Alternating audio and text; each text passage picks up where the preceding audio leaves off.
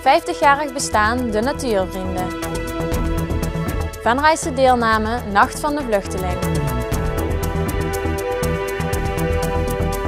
Het is vandaag 29 april, dit is het Pelemaasjournaal. Filmmaker Ruud Lense uit Horst presenteerde vorige week de trailer van zijn nieuwe documentaire Verstand op Nul. Zondag 16 juni gaat de film in première in Schouwburg Venray. Een jaar lang volgde Lense 4 mensen met een licht verstandelijke beperking. Dit heeft geresulteerd in een indrukwekkend portret van 4 mensen met een verstandelijke beperking. Als in een mozaïek zijn de 4 verhalen door elkaar geweven. Grappige momenten worden afgewisseld met ontroerende scènes. De kijker krijgt een kijkje in de krachtige levens van de hoofdpersonen. Wandelsportvereniging De Natuurvrienden bestaat 50 jaar. Dit jubileum werd zondag gevierd met speciale wandeltochten. Tevens werd er een reunie gehouden voor alle oud-jeugdleden, bestuursleden en leiding. Ruim 100 oudleden brachten zondagmorgen een bezoek aan de reunie in het Anker in Merselo. Ze kwamen uit het hele land. Ook de wandeltochten werden, mede dankzij het zonnige weer, goed bezocht. Nou, exact weet ik het nog niet, maar ik vermoed dat we tussen 850 en 875 zitten. En dat is naar verwachting?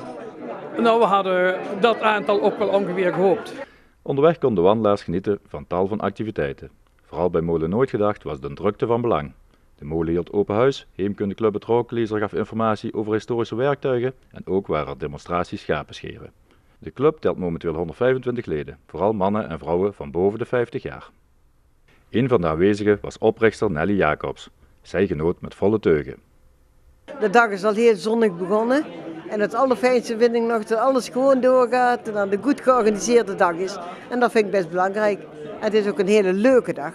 Ja, je hebt heel veel bekenden gezien. Dat is ook een van de hele fijne dingen, dat je al die mensen van vroeger weer terugziet. Sommigen heb je 20, 30 jaar niet gezien. Dus ja, ik vond het een heel erg fijne dag. Ook presenteerde Nelly een bijzondere verrassing. Een boek waarin de eerste 25 jaar, de jaren dat zij actief was voor de vereniging, zijn vastgelegd. Ik had al zo vaak stukken gelezen waar dingen niet van klopten, dat ik dacht van, dan moet ik het maar zelf schrijven. Dat lijkt me dan het beste, dus van de ene is het andere gekomen. En het is een boekje geworden met foto's en tekst. Het boek is te koop bij wandelsportvereniging De Natuurvrienden. De hockeydames van Venray verloren zondag op eigen veld de topper tegen Dommel met 1-3. In de eerste helft was Venray sterker dan de gasten, maar kwam toch op achterstand. Door een mooi uitgespeeld doelpunt van Kim van Kessel kwam de thuisploeg snel op gelijke hoogte. Venray verzuimde echter daarna het overwicht en de kansen in doelpunten uit te drukken. Na de pauze waren de gasten sterker en vooral beter in het benutten van de mogelijkheden. Dommel profiteerde van de zwakke tweede helft van Venray en pakte met 2 treffers de zege en de 3 punten. Door de nederlaag zijn de promotiekansen van Venray in de 4e klasse een stuk kleiner. Met nog 4 duels voor de boeg heeft Venray 4 punten achterstand op nummer 2 Udenhout, dat wel een wedstrijd meer heeft gespeeld. De nacht van 9 op 10 mei is de Nacht van de Vluchteling. Dit is een nachtelijke wandeltocht van 40 kilometer die begint in Rotterdam en eindigt in Den Haag. Deelnemers aan de loop laten zich sponsoren om geld op te halen voor het ruimen van landmijnen in Zuid-Soedan. Annemarie Staaks uit Venray loopt ook mee en heeft een speciale reden om mee te doen. Nou, Mauro die loopt mee en Mauro is een vriendje van mijn broertje. En om hem toch te steunen en het team van Defend for Children, wat dan ook meeloopt, heb ik zoiets van, laat ik dat ook maar gewoon doen. Maar je doet het niet alleen, je doet het ook met familie? Ja, mijn vader loopt mee en mijn broertje loopt dan mee. Dus ja, ik hoef gelukkig niet alleen de nacht door te brengen. De tocht start 9 mei om 12 uur 's nachts op de Erasmusbrug. Er is een bijzonder programma waar ook een aantal bekende Nederlanders aan meedoen. Ik weet dat Kane en Christel die komen dan ons aanmoedigen. Ed Struilaar loopt mee, een of andere radiopresentator.